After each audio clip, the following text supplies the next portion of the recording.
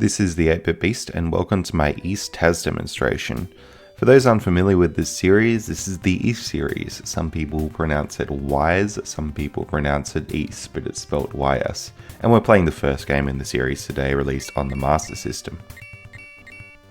If you've seen any speedruns of this game before, you've probably seen the game end glitch speedrun. So this game can be completed in 20 seconds with a glitch called the mirror glitch. We're not going to be doing that today.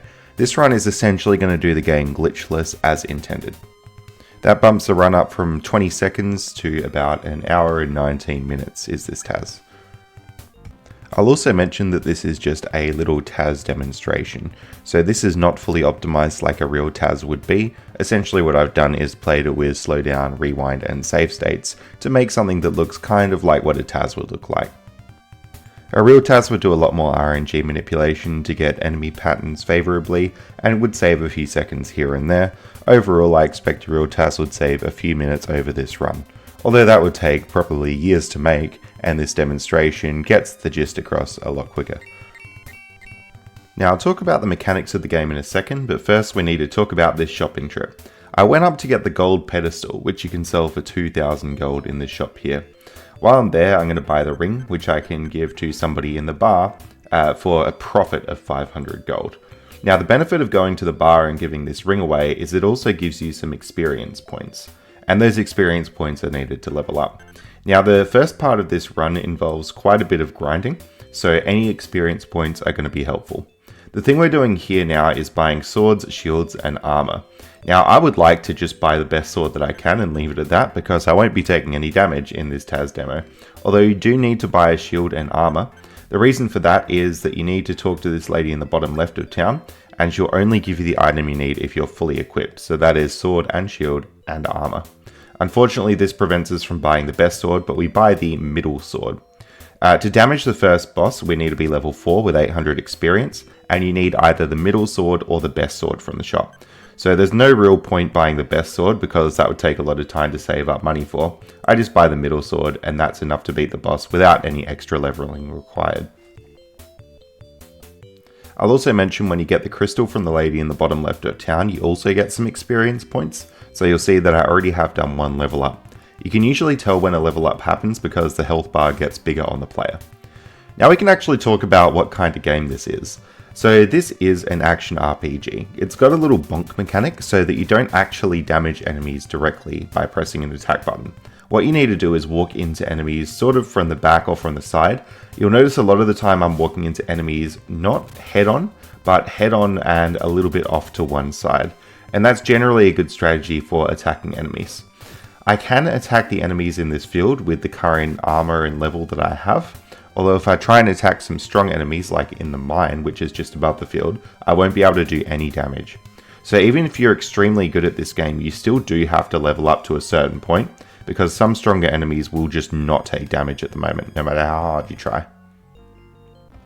What we've done in this town is get the temple key, so that will open up sort of the first dungeon of the game. And to do that we needed the crystal, and to do that we needed the sword, shield and armor. So we're sort of going through the game as intended here. Now if I go into that first dungeon, I'll be greeted with a boss pretty much straight away, and to beat that boss you need to be level 4. We're currently level 2. So we're about to run into our first big grinding section of the run. And this is the sort of unfortunate thing about this game, is that it does involve a lot of grinding. Now if you're playing this casually, you might spend about a day grinding up to the appropriate level, and then another day actually beating the game. We're going to be spending about 10-ish minutes doing this grind here. So although this TAS demo will be commentated, I'm not going to be doing any commentary during the grinds, and that's so that you can skip ahead. So if you'd like to skip to 15:15 on the video to skip the grind, I'll also leave a timestamp in the description and try to make some chapters too. There'll be no commentary during that section.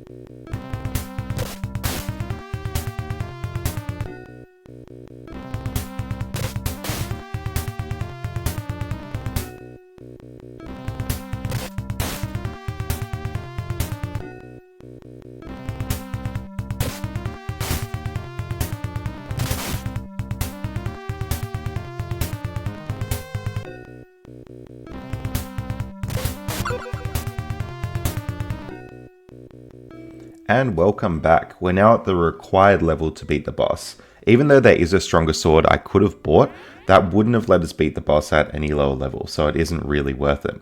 We're going to go into the temple here, and we'll go straight towards the boss. There are a few different items I can get, such as the ruby, which I can sell for money, although at this point we don't really need any money in the run. So we're going to head straight up to the boss here. One thing that I will note is that there is already a pre-existing TAS of this, and it's on Nico Video. It's pretty well hidden. That's 121.59. This little demo is 119.47, so it's about 2 minutes quicker than that old TAS. For those who are interested, I will leave a link to the old TAS in the description.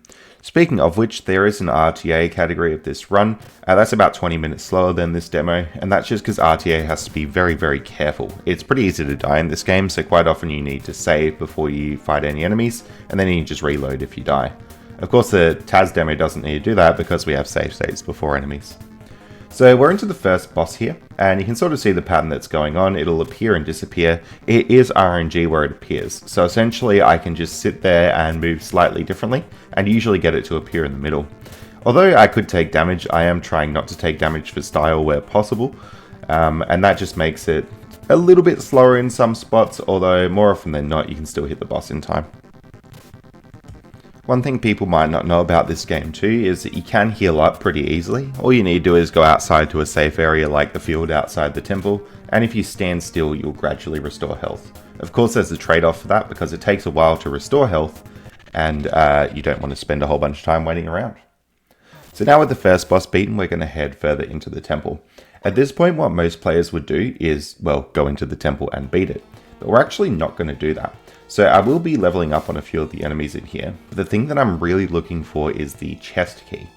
So the chest key, unsurprisingly, lets you open treasure chests, and there's going to be lots of goodies that we can get across the game. Now what I could have done before is go into the mine area, which is sort of the area after this temple, and there's a really good sword that you can get by going into the mine area. But unfortunately that chest is locked, so I wasn't able to do that.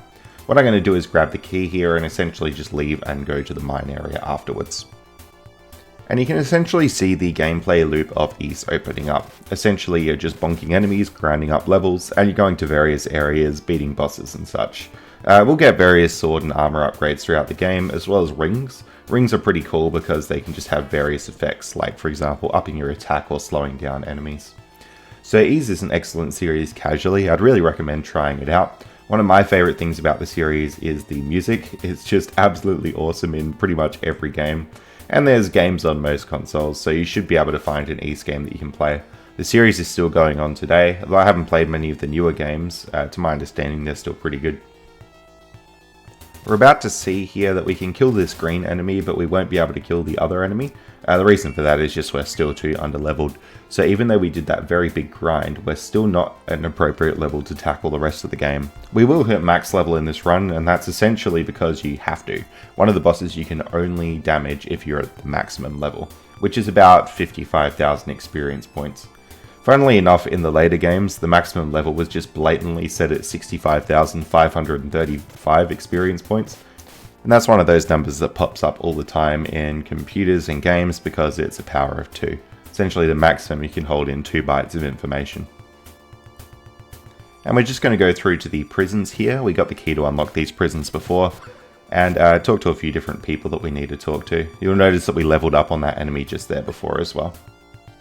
So I use the RTA run as a pretty heavy basis for this, so I'm trying to talk to the same people that run talk to and get all the same kind of things. Although I do things in a slightly different order. The RTA run grinds for the best sword in the town before it goes into this temple, and that takes a little bit longer because it also has to do a trip back to town. And I will also leave a link to that current RTA record and also the speedrun.com page in the description. It's a really impressive run because this is a difficult game, and for them to beat it in 1 hour 40 is just mind-blowing. And just while we're finishing up the temple, that chest that I just opened was the Mask of Eyes. It sort of lets you see through hidden passages. So there's a bit of a trade-off. Once you turn it on, you can't see enemies anymore, but you can see the hidden passages. So you want to turn it on only when you need it, because otherwise you'll get killed by enemies that you can't even see. And with that, we'll be pretty much done with the temple. We will come back here and do it properly after, but we're going to take a little detour out to the mine. Main reason is to get that really good sword for the rest of the run. One other thing I haven't mentioned yet is that I am playing on the Japanese version of the game. That's sort of a choice as well, and there's a few reasons that I made it. First of all, I was aware of that old TAS on Nico video, which played in Japanese and wanted it to be fairly comparable. The main reason, though, is with the mirror glitch that I mentioned before. So the mirror glitch is really powerful in this game. You can use it to warp to the credits, and it takes about 20 seconds from power on to do that. So the speedrun's very broken, and it's a really fun one to try, because you only have to play it for about 20 seconds, and it's pretty easy to do. There is a middle category as well, which uses the mirror glitch, but does not use it to warp to the credits. And that's about 20-30 minutes. Essentially what they do is they get to maximum level, so they use a mirror glitch to glitch out the experience and get to max level, and then they just beat the game normally.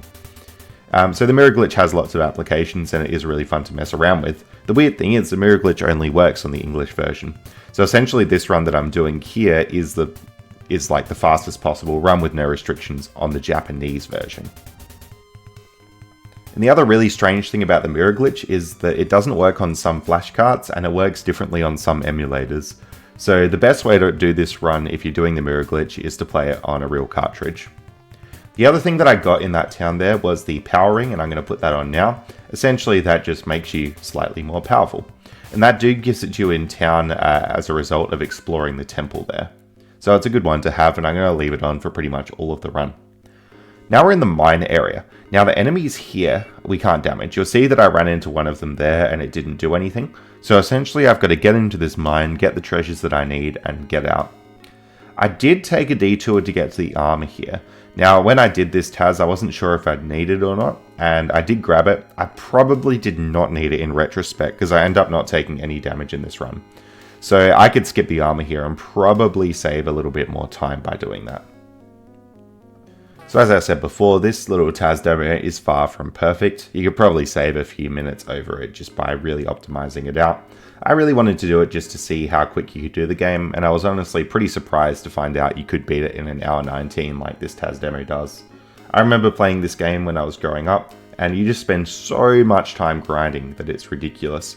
The level ups are really slow in this game, and it's something that sort of puts off new players, but the game really is worth it if you get stuck into it. So the mine has 3 levels that we're going through, and we're going to just jump down to level 2. Essentially the item we're looking for is this little seed that you can put in the tree. So it's a really weird system, but we're sort of going through the quest to get the really good sword, which I think is called the silver sword. It's a bit more powerful than the one we have. There's like 5 swords in this game, and this is like the 4th out of 5th. You only get the 5th sword in the last dungeon, so that's not realistic to get now, but since we're getting this strong sword, we'll be strong for the rest of the bosses in the game. And this ends up being optimal just to get through the temple and stuff, because if we were in the temple and trying to beat that boss, we'd still be doing a lot of grinding at this point, which wouldn't be ideal. And that's going to be the basic strategy used throughout the whole TAS. You're going to get to the hardest part of the game that you can get to, and kill extremely strong enemies to get experience points quickly. We could stay on weak enemies and keep grinding up on those, although it would just take far too long and blow out the completion time of the TAS too much. Also with the mine area, we do have this weird sort of light cone. I'm not sure what happens with that. I don't think there's any way to actually get rid of it. It kind of reminds me of something out of like a Pokemon game. But we'll be done in the mine for now. We will come back here later. We're going to get the sword upgrade, and you'll see immediately when we get it that we're going to be a lot stronger. I'm also going to take a little visit back to town and get a wing. So the first thing we're going to do here is go to these 2 trees. You have to talk to the top tree and then the bottom tree. And it's really happy that we got that seed item from the mine, so it'll eventually give us the sword.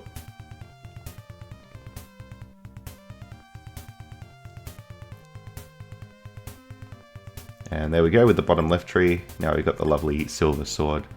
I haven't experimented too much with not getting the silver sword, so I'm not sure how that would actually play out. I'm fairly sure it would be slower because the silver sword is just like really good, and it saves us doing a few levels before the next boss. Also, we'll see that when we have the silver sword and we've leveled up enough, you can kill the mine enemies right away. So I will take a brief dip into the mine and kill 1 or 2 of those enemies later. But for now, we're heading back to the town. So I don't need any more money. The only thing that I would be buying now is armor, which is better than the armor I currently have. But as I said before, I don't really need that. Since we got the silver sword, that's better than all the swords we can buy in town. So we are just going to go to the shop and buy a wing. What the wing does is it essentially lets you warp back to town whenever you want. So we're going to get to the very end of the temple area, and then we're just going to use our wing to warp back. We still do need to come back to town a few more times. The lady who gave us the crystal will unfortunately die in the game, and we get one of the books of Ys in her place. We also had to bring a harmonica back to town and give it back to someone there. So there's lots of reasons to come back, even though we're not buying stuff. And that sort of leads us into the main gameplay loop of this game, is getting the books of Ys. So you get one from the town from the lady who gave us the crystal. We get one from the mine and one from the temple. So once we get those 3 books of Ys, then we can go to the final area of the game. And there'll be a few more books in the final area. You can see I've equipped the sword now, and although I haven't really leveled up anymore, you can see how much damage I'm doing to those enemies, which I just flat out could not damage before. So that sword is extremely powerful, and those enemies are giving us experience in multiples of hundreds. Whereas these enemies out here, well, that dog gives us 2 experience. So you can see how quickly the experience scales up on this game. So it's really important to get to those strong enemies as soon as possible. While we could clear out the mine right now, we do need to be maximum level to be the boss in the mine. So what I'm going to do is go up to the temple and beat that normally, and that'll give us a few more level ups that we need. So I could do the mine first and do less backtracking, but it would just take much longer doing that level up stuff. Now we're heading back up to the temple. You can see quickly here how slow the walking is in the game.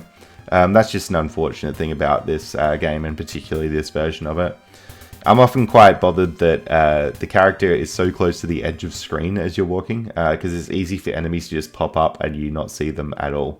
There are a few different releases of this game. I know that it did come out on the Famicom. This is the Master System version, and it has heaps of different versions. I like the Master System version because it's the one that I had, and it's the one that people had if they played it in English, because a lot of the other versions only came out in Japan. Now we're going back through the temple for the second time, and this time we're going to make it to the end. This looked pretty similar to what we did before, so I'm just going to let this bit of the run play out, as there isn't much to say about it.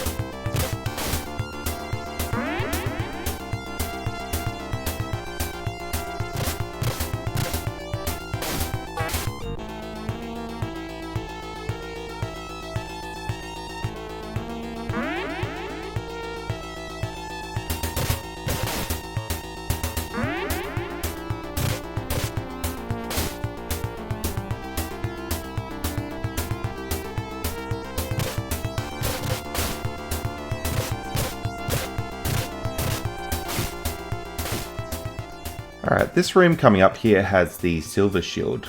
So again, I probably didn't need to get this. This is just sort of, I guess, a mistake you could call it. But it really leads to a cool strat here. So you can jump out onto this statue and this enemy just keeps respawning over and over. So if you're ever playing this game casually, this is an extremely quick way to level up, although you'd probably want a stronger sword than I have here. So I actually don't need that many levels, so I only did that strat twice, but I know the RTA run spends a long time grinding on that enemy. The reason I don't spend longer is we're about to go to the mine, and that's got this really strong enemy that gives you about 300 experience, so that's quickest to level up to maximum level. but I did do it a couple of times to show it off.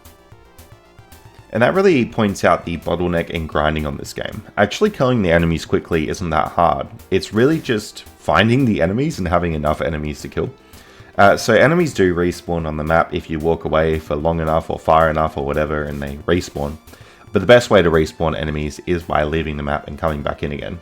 And that's why warping to and from that statue was really powerful, because the enemy just kept respawning and respawning. And later on when we do the grind to get to max level, we'll see me coming in and out of a door and constantly killing an enemy, and that's very efficient.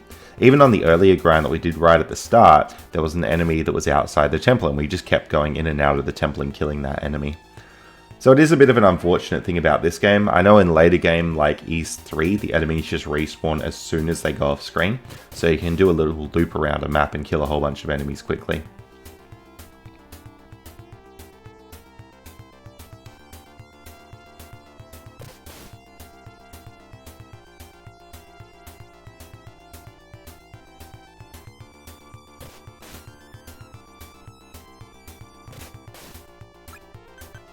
Alright, we're seeing here the first use of the Mask of Eyes, so we can see that hidden door there appear that wasn't there before. But as I mentioned, the enemies are not visible when you do this, so you have to be very careful using this thing. We only use the Mask of Eyes once or twice in the run, but it is required. Even if you know where the doors are, you can't actually walk through where they are without equipping the Mask of Eyes. So that would be something really cool if they had that you could do it, but unfortunately that's not the case. So we've got this boss coming up here, which is this little worm thing, and you do have to attack its tail. I had a lot of fun doing this little demo because I was able to get a lot of hits in on the tail very quickly. Now I believe RTA comes in at a higher level for this boss, and that's just because, well, if you're trying to do this without TAS precision, it's going to be pretty difficult. We're able to just like hang out on the tail and get a whole bunch of hits off really quickly. Although with my current strength, this boss would take a really long time if you're playing at RTA, it's pretty quick in the TAS still. And it's definitely worth killing the boss now at this low level rather than trying to grind even more before coming into the boss. And there we go. So we'll get the Book of East, which we needed from this temple, and I'm also going to use the wing to warp back to town. You'll also notice that I leveled up shortly after the boss, and that level up just happened because the boss gives you a whole bunch of experience points. So now we're going to go back down to the house where we got the crystal before, just after grabbing an extra wing here. And yeah, unfortunately the lady who gave us the crystal has died, so we're going to get a Book of East in that place. This is probably one of the easier books to miss because you wouldn't have much reason to go down to this house, but there it is. So now we got 2 out of 3 of the books we need to get to the last dungeon, and we're just going to go back up through the mine. You'll notice that I did grab another wing, and the reason I grabbed that wing is because we're going to get the harmonica in the mine and walk back to town and give the harmonica to the lady in town. If you try and go to the final area of the game without doing that, the dude kind of stops you and says, hey, you should give that harmonica to the lady, so it's pretty much required to do in the run. Now there won't be much to talk about in the mine until we get to the grinding section, so I'll stop talking and let you enjoy the music for a little while.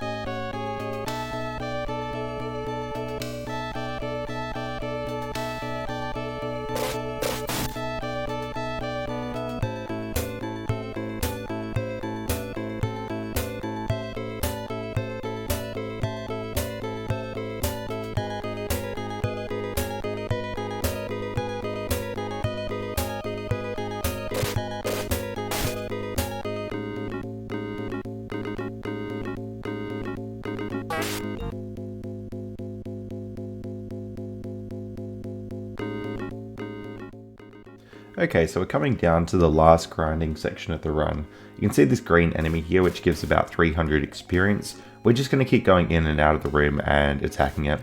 You can see the enemy is pretty much right there when we come out the door, so this is going to be one of the quickest grinds that we can do. It gives almost the most experience out of any enemy we have access to, and it's literally right there. The only thing that might make it quicker is if there were multiple enemies, but unfortunately there aren't any spots where that happens. Now again, this grind goes on for about 10 minutes, and I'm not going to put any commentary in during the grind, so feel free to skip through to 44:21 if you want to skip it, or hit the timestamp in the description or chapter.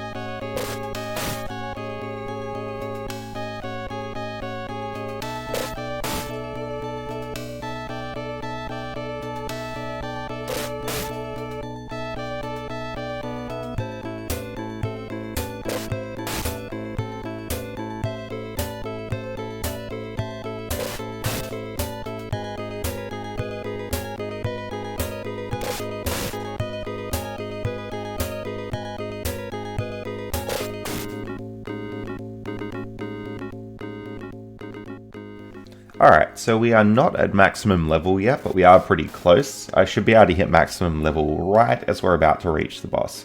Now, I could have hit maximum level on the grind before, but obviously that would take a little bit longer since we're going to be killing these enemies anyway. Now, this isn't just a safety strat, I actually do need to be maximum level to beat this boss. The next thing coming up is this little passageway, and it's got an enemy in it.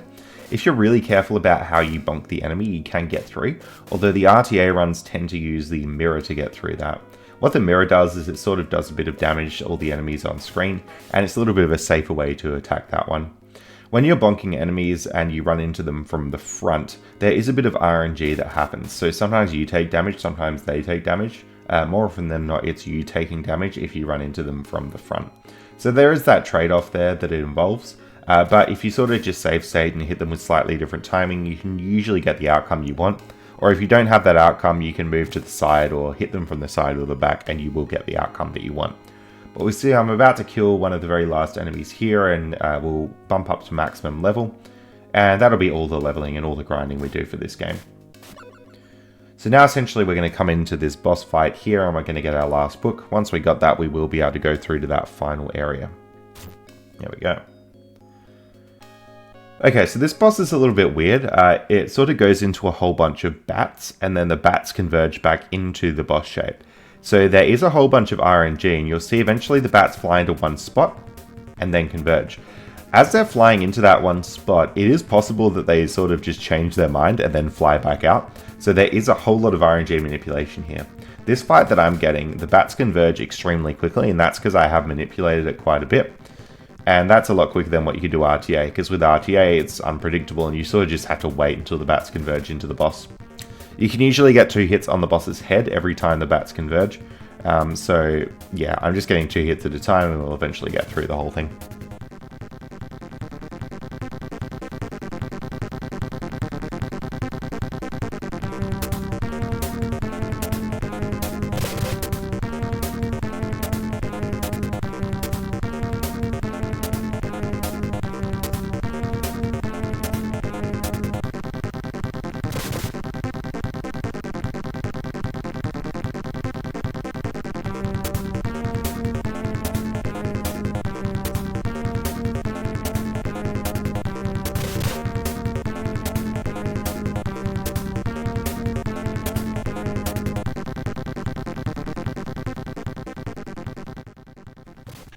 Alright, with that boss done, we're going to get the other book, and then we're going to use the wing to walk back to town.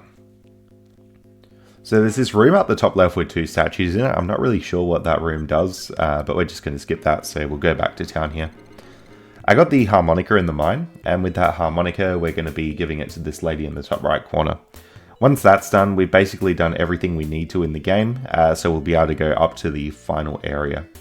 The only thing that I'm going to do before going up to the final area is stopping by in the next town and getting the lady there to read the books of Ys.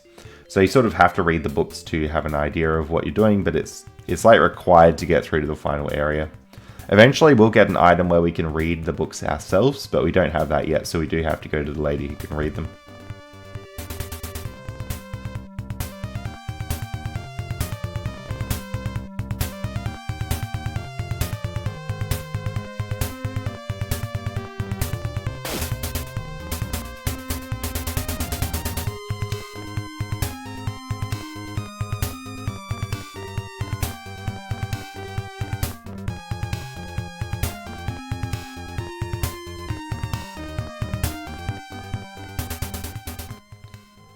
And that lady who can read the books is just in this house here, so that's what we'll do. We'll read all 3 books and then we'll head to the top right of the map, which is where the final dungeon is.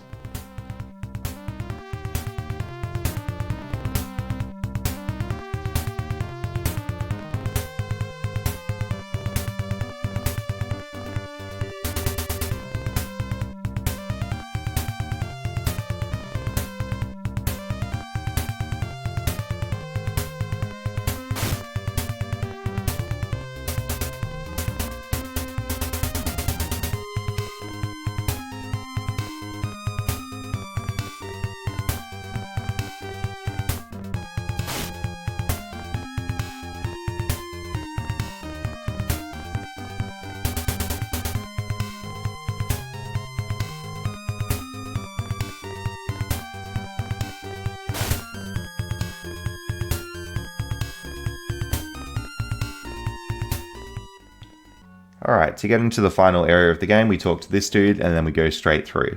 This area is an absolute maze, and it takes a really long time to beat. We'll be in here for about half an hour in total, which is about a third of the run really. So we'll go through, we're going to do various different bits and pieces, like get lots of items, we're going to get caught and go to prison eventually. There's a whole bunch of things that go on, and if you just look at a map in this area, it's extremely overwhelming. Luckily the path is pretty predictable, and if you just follow it, then you're normally fine. Each map transition has this room here where you have to pass by, I think it's 8 pillars until you get to the next door. It actually doesn't matter whether you go left or right here. But this map here is one of the reasons why this whole final dungeon takes so long, because you got to go through this section of the map every time you want to go to a new room. Okay, in this room we've got a few treasure chests. I'm going to grab the timer ring and the evil ring and the mirror. So you need the mirror and the evil ring for story progression, and with the timer ring what that'll do is slow down all the enemies to half speed. Now the scary thing about this last dungeon is the enemies do actually move faster than you, so if I was running away from these enemies it would be fine because I'd turn around and kill them, but I'm going to put on the timer ring and that sort of stops them from catching me. That's a lot quicker than trying to wangle around with killing enemies and whatnot, although I think in a fully optimized TAS you might be able to get away with RNG manipulating the enemies away. And that would just be quicker than going into the pause menu and selecting the timer ring. There's a bit of balance here because while I do want the timer ring on at most times, whenever I get to a boss I'll be swapping back to the power ring, and the power ring will just allow me to do a little bit more damage to that boss each time.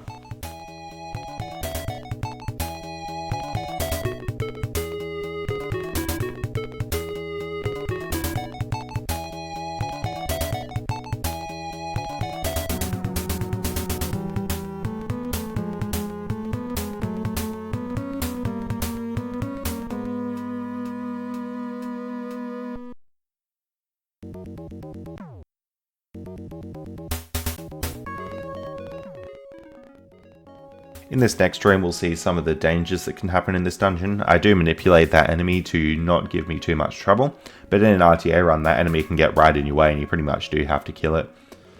This little narrow corridor is always very tricky as well. We got some enemies in here, but with some RNG manipulation about who wins a trade-off of bonking them head on, you can get past them pretty quickly. Now fully optimized TAS would hopefully do that room without slowing down, but that would be pretty tricky to actually achieve.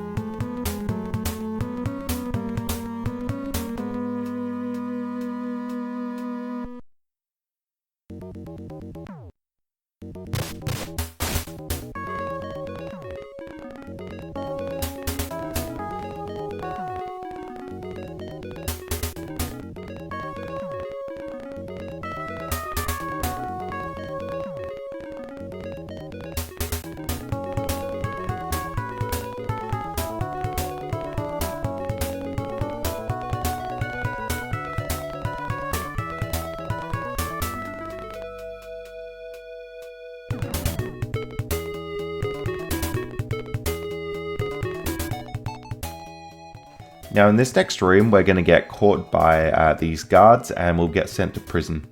So when we get sent there, some of our items get taken away and unequipped and everything. But it's pretty easy to break out of prison. You just sort of walk up and let this dude break through the wall. We're then going to talk to this guy in the left corner and talk to this guy here.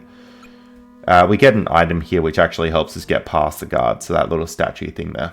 So now essentially this next part of the dungeon is going to be walking all the way back to where we got captured. But now that we have that special item, we're not going to get captured again.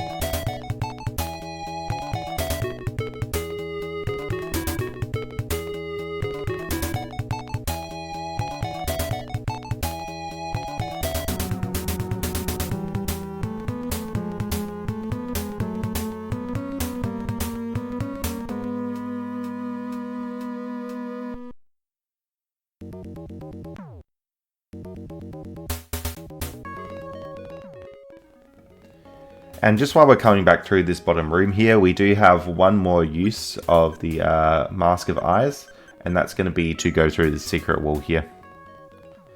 So here we'll get another item that we need to get past those guards. There is a person in the bottom corner here, but we can't see them because we still have the Mask of Eyes on.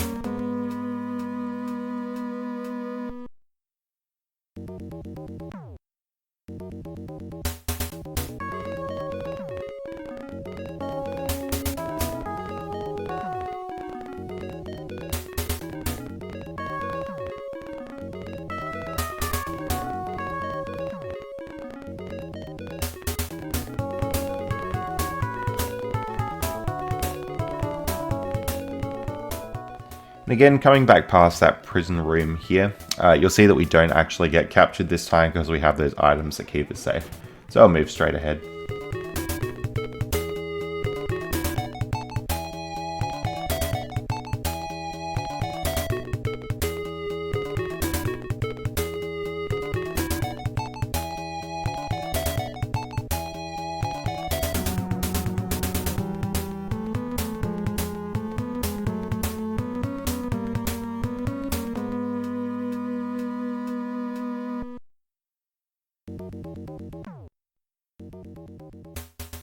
Alright, so in the next room we're going to come to a treasure chest, and that has the silver sword in it. The silver sword was stolen from us before, so we're going to be getting it back here. Now the weird thing is, we're going to get the silver sword and the flame sword. The flame sword is supposed to be better, but it turns out the silver sword is more powerful on the final boss, which is kind of strange. We do need the flame sword still, because there's one boss that can only be killed with the flame sword, but we're going to swap back to that silver one for the final boss.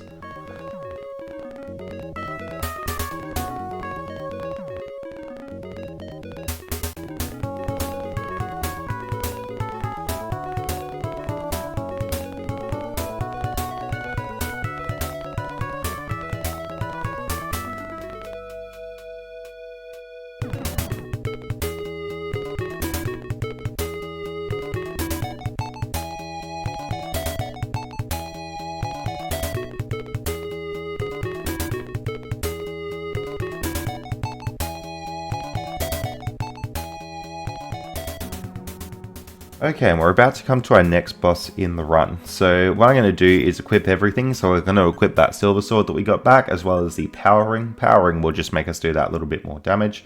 And then we'll come up to the boss here. This boss is this little grasshopper looking dude, which I think is actually on the cover of the game, on the box art. And it goes down pretty quickly.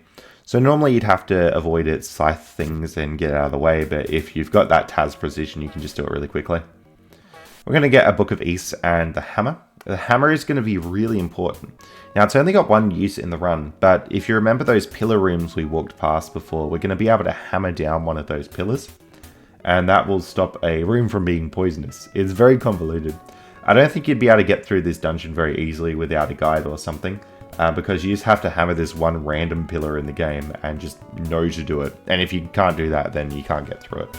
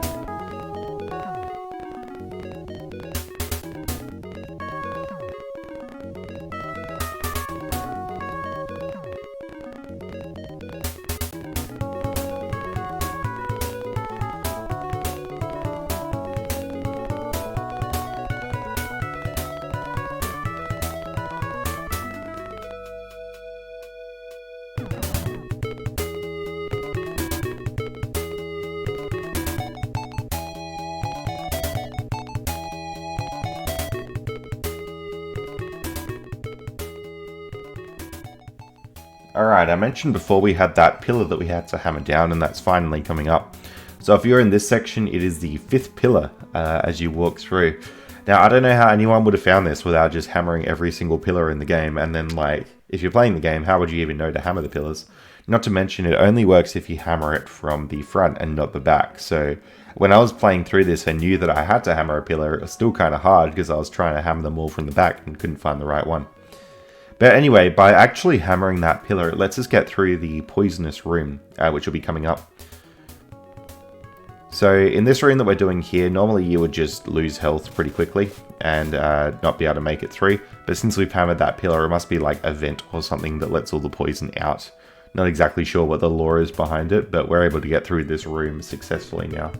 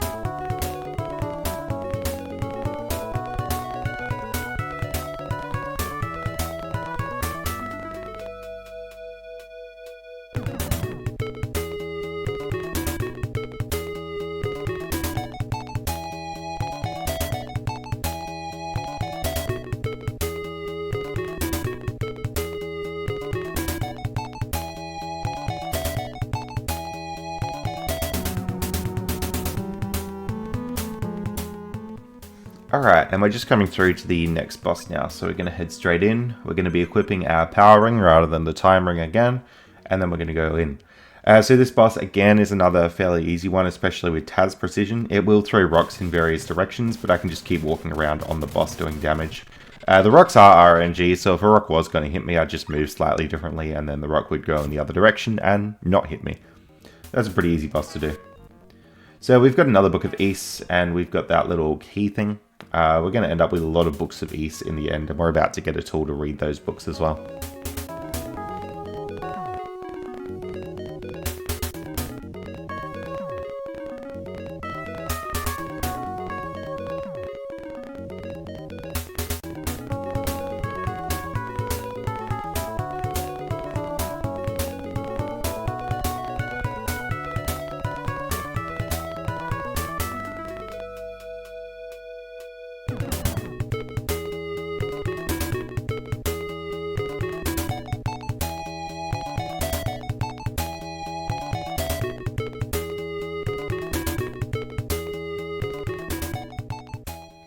Alright, coming up is the mirror maze here. So it's actually pretty short if you know where you're going, but the optimal path, or the only path 3, involves going through this mirror and then hitting the mirror on the right, but then going back through the mirror that you came from.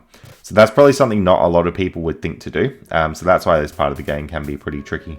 But that is essentially the mirror maze done. It will come back into another mirror maze shortly, which will have a similar path going through it. You can also see, just in general, I am trying to manipulate those enemies just to be out of the way. More often than not, when you play this game, you do have to engage in a fight with each one. Although, of course, getting into those fights is not worth it. Since we're at maximum level, there's no more leveling up we can do.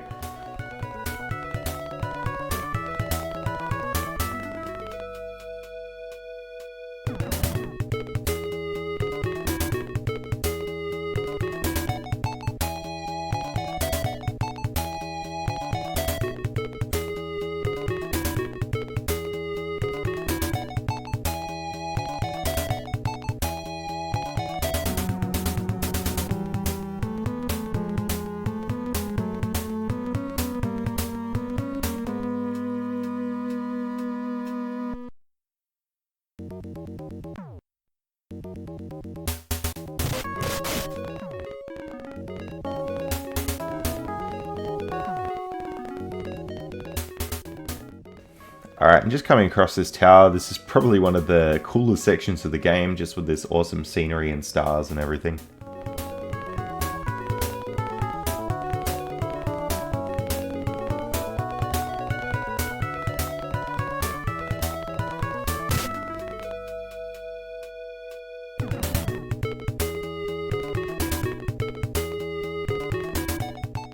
Alright, coming up into this room, we actually need to equip the evil ring to open this door, but you need the necklace as well, because the necklace protects you from the evil ring. I'm fairly sure if you put on the evil ring by itself, you take damage from it, or something along those lines. So when you get it, if you put it on, it's sort of like a beginner's trap or something. But anyway, the item that we got in here does let us read the Books of Ys, and that's going to be really important. We'll need it to beat the game in the end. And we'll just re-equip everything we had before, like timering, etc. And we're going to head all the way back across that awesome bridge.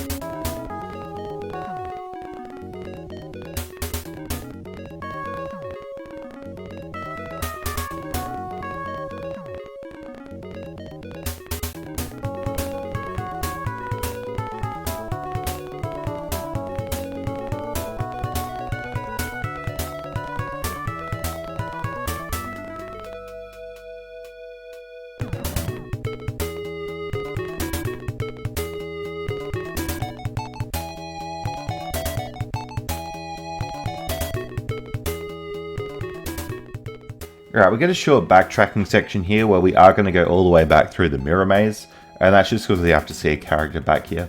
The actual final dungeon itself isn't that big, although there's just so much backtracking, like when we got caught into the prison earlier and when we have to go back and see this person. So that's what makes it take so long, really.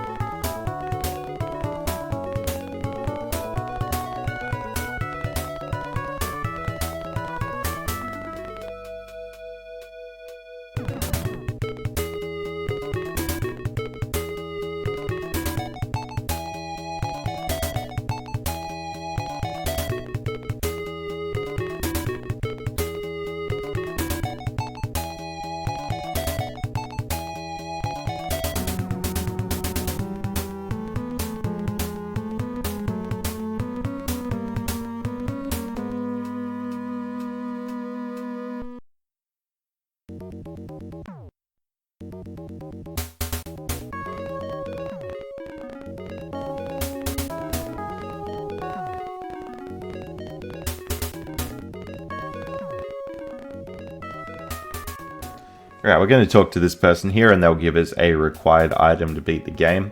It's unfortunate that it takes so much backtracking to get to this person, because now we're going to head back through this door, go all the way back through the mirror maze, and back through to the tower. If you do want to skip that extra bit of backtracking, you can skip to about 1:14:11.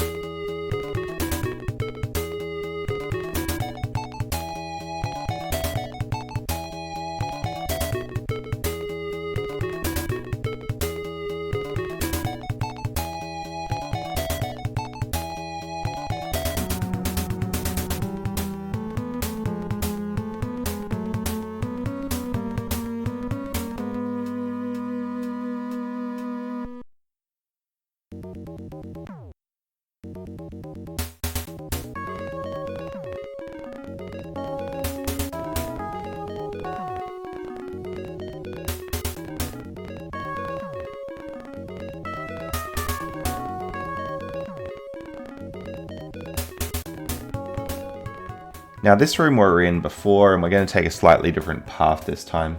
So this path we're taking now will actually lead us towards the final boss.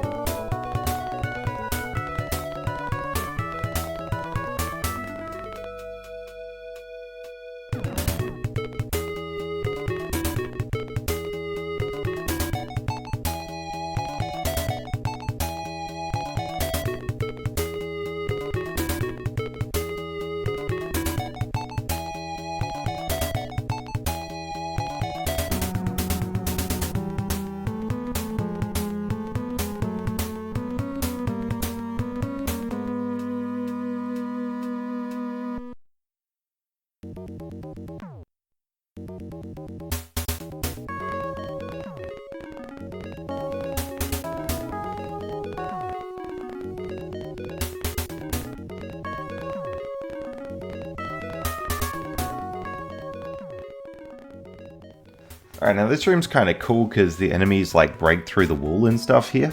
There are a lot of enemies behind that wall there, we'll find. So it's pretty hard to make it through, but I made it through there. There were still like about 3-ish enemies that could have blocked my path. And we get the flame sword in here. The good thing about the flame sword is it does let us beat the next boss. Although, as I said, the flame sword, even though it says that it's stronger in terms of attack points, is actually weaker against the final boss than the silver sword. So we got the flame sword equipped for the next boss, but then we're going to swap back silver later.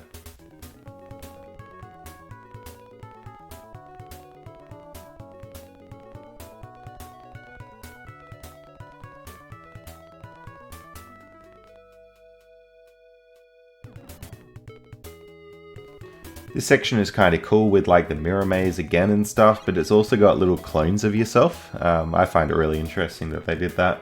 But again, the mirror maze is pretty short. Once you actually know where you're going, you don't have to worry too much.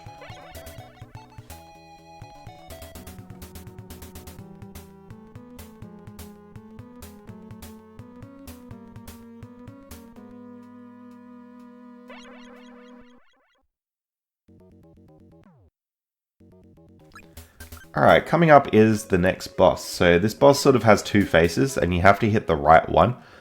So you have to hit sort of like the yellowy coloured face, but it does swap every time.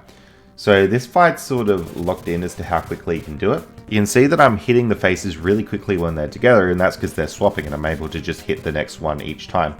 But when they're far apart, you can only get one at a time. So this is another fight that would be kind of a bit quicker if I was taking damage, but I've decided not to take damage in this little TAS demo here. And there it is. So with those faces done, we're pretty much at the last boss. So with the last boss, I'm just going to swap back to that silver sword there and then we'll take it on. The last boss is pretty interesting because whenever you hit the last boss, it'll take a piece out of the floor of the room. So you've only got this tiny small arena to fight it on, and that arena is going to get smaller and smaller because you'll lose little chunks of the floor. So swapping back, we'll head in. I pretty much explained everything I need to for the last boss at this point, so I will let you sit back and enjoy it. But essentially, we need to just chase it. You can get in 3 or 4 hits each time, and trying to hit those floor pieces towards the edge of the room, because if you hit too many in the center, you might actually block yourself off. This boss is pretty tricky because of that reason, but if you get 3 or 4 hits in each time, not too much of the floor goes away before you're finished. And the boss does have some of the best music in the game.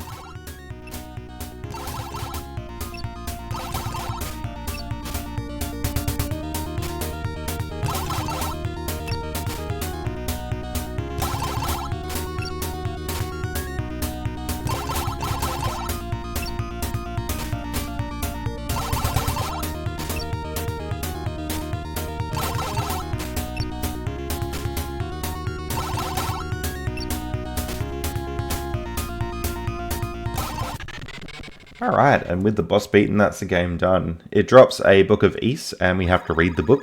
So last input essentially is once that book is read, and then that's a rundown in 119.47. So I will leave a link to the other older TAS in 121 and also the RTA record. Definitely worth checking those out if you're interested. And also if you haven't seen the game end mirror glitch of this run, definitely have a look because that one's pretty good.